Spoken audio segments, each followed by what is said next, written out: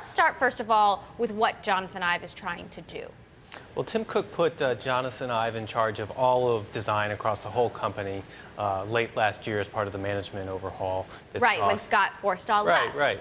And so now, in addition to creating the hardware that the company puts out, he's also involved in the software design. And so he's in stages putting his touches on that. It could start with some subtle changes, but over time you can expect to see some pretty significant revamps. So what sort of changes are we talking about here? I know Forstall was more a fan of the more realistic looking feel and look of products, the wooden bookshelves with the newsstand feature, for example. Well, there's two pieces to it. One is the sort of graphical stuff that you're talking about, which is somewhat on the surface, but the software design goes much deeper. It involves how you work through a feature, how you enter an email, what sorts of tasks you have to go through.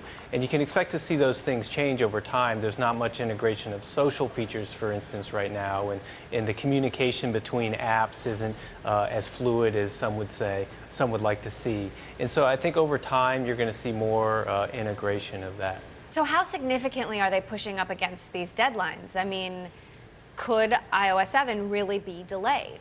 Well, as part of after those management shakeup last year, they tapped the brakes a little bit on the development of iOS, and Jonathan Ive came in and started giving his input. And so some of the deadlines that in the past had come in February were pushed out a month or more. They were also bringing in a bunch of staff to help finish the job.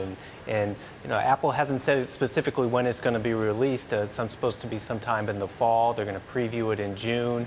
But as you start to add on more stuff, you run the risk of some features needing to be pushed or some things being delayed.